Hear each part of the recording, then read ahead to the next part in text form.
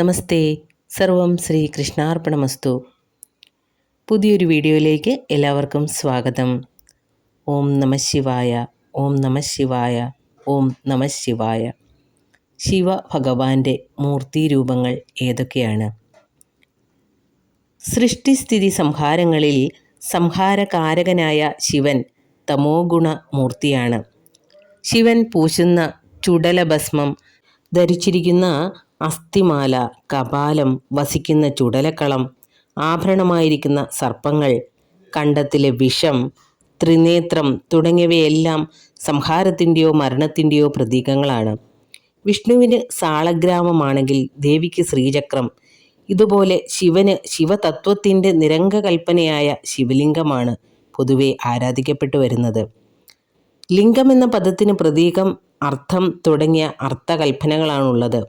സ്ഥൂല ശരീരത്തിൽ സൂക്ഷ്മ ചൈതന്യവും കുടികൊള്ളുന്നുവെന്നാണ് വിശ്വാസം. ത്രിമൂർത്തി സംഗമവും ശിവലിംഗത്തിൽ സങ്കല്പിക്കപ്പെടാറുണ്ട്. അതെങ്ങനെയാണെന്ന് വെച്ചാൽ, ക്ഷേത്രങ്ങളിൽ പ്രതിഷ്ഠിക്കപ്പെട്ടിട്ടുള്ള ശിവലിംഗങ്ങളിൽ നമുക്ക് ദർശനീയമായ ലിംഗഭാവം ശിവനെയും, അദൃശ്യമായ അഷ്ടദളാകൃതിയിലുള്ള പീഠഭാഗം വിഷ്ണുവിനെയും, അതിനിടയിലുള്ള ചതുരഭാഗം ബ്രഹ്മാവിനെയും സൂചിപ്പിക്കുന്നു.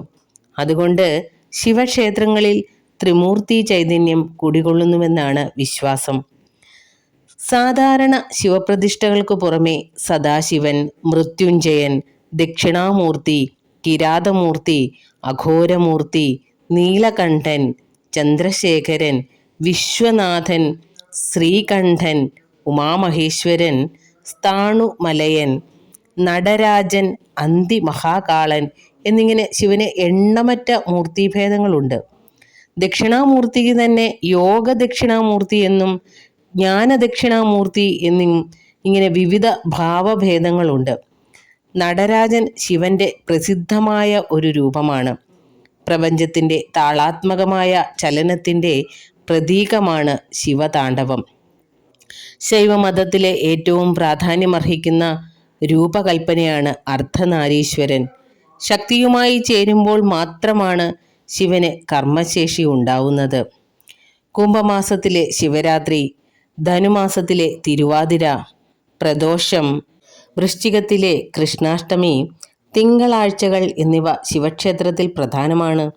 ശംഖാഭിഷേകം, ധാര, ഭസ്മാഭിഷേകം, രുദ്രസൂക്ത പുഷ്പാഞ്ജലി, ആയുർസൂക്ത പുഷ്പാഞ്ജലി, മൃത്യുഞ്ജയ ഹോമം, ഉമാമഹേശ്വര പൂജ, കറുകഹോമം, പിൻവിളക്ക്, കൂവളമാല ചാർത്തൽ തുടങ്ങിയവയാണ് ശിവപ്രീതികരങ്ങളായ പ്രധാന വഴിപാടുകൾ.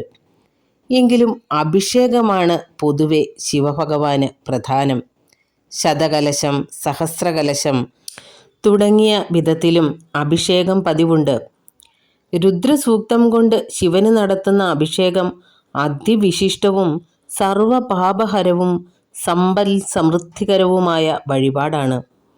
ആരോഗ്യം, ദീർഘായുസ്, ശാന്തി, ഐശ്വര്യം, പുഷ്ടി, തുഷ്ടി, മോക്ഷം തുടങ്ങിയവ പ്രദാനം ചെയ്യാൻ കഴിവുള്ളതാണ് മൃത്യുഞ്ജയ മന്ത്രം. പല ഗ്രഹപ്പിഴകളും പരിഹരിക്കുന്നതിന് രുദ്രസൂക്തം, മൃത്യുഞ്ജയ മന്ത്രം എന്നിവയുടെ പ്രയോഗങ്ങൾ അതീവ ഫലപ്രദങ്ങളാണ്. ധാര വഴിപാടായി നടത്തുന്നതും വളരെ ശ്രേഷ്ഠമായ കാര്യമാണ്. ശിവരാത്രി വ്രതവും പ്രദോഷ വ്രതവുമൊക്കെ വളരെ പ്രാധാന്യമർഹിക്കുന്ന വ്രതങ്ങളാണ്. ശിവരാത്രി വ്രതം അനുഷ്ഠിക്കുന്നവരുടെ സകല പാപങ്ങളും നശിക്കുകയും ഐശ്വര്യവും ശ്രേയസ്സും സിദ്ധിക്കുകയും മരണാനന്തരം ശിവലോകം പ്രാപിക്കുകയും ചെയ്യുന്നു. അതുപോലെ പ്രദോഷവ്രതം, ശിവപാർവതിമാർ ഏറ്റവും പ്രസന്നരായിരിക്കുന്ന പ്രദോഷസന്ധ്യയിൽ ശിവഭജനം നടത്തുന്നത് അഭീഷ്ടസിദ്ധിക്ക് അതിവിശേഷമാണ്. ഈ സന്ധ്യയിൽ സകല ദേവതകളുടെയും സാന്നിധ്യം ശിവപൂജ നടത്തുന്നിടത്തുണ്ടാവുമെന്നാണ് വിശ്വാസം. അതിനാൽ ഈ സമയത്തെ ആരാധനയ്ക്ക് അതീവ പ്രാധാന്യമുണ്ട്. കൃഷ്ണപക്ഷവും ശനിയാഴ്ചയും കൂടി വരുന്ന പ്രദോഷം വളരെയേറെ പുണ്യദായകമാണ്. അതുപോലെ തിങ്കളാഴ്ച വരുന്ന സോമപ്രദോഷത്തിനും വൈശിഷ്ട്യമേറും. സമ്പത്ത്, ഐശ്വര്യം, സന്താന സൗഖ്യം തുടങ്ങി ഭൗതികമായ അഭിവൃദ്ധി നൽകുന്ന വ്രതമാണിത്. ആദിത്യ ദശാകാലമുള്ളവർ ഈ വ്രതം അനുഷ്ഠിക്കുന്നത് കൂടുതൽ ഐശ്വര്യപ്രദമായിരിക്കും.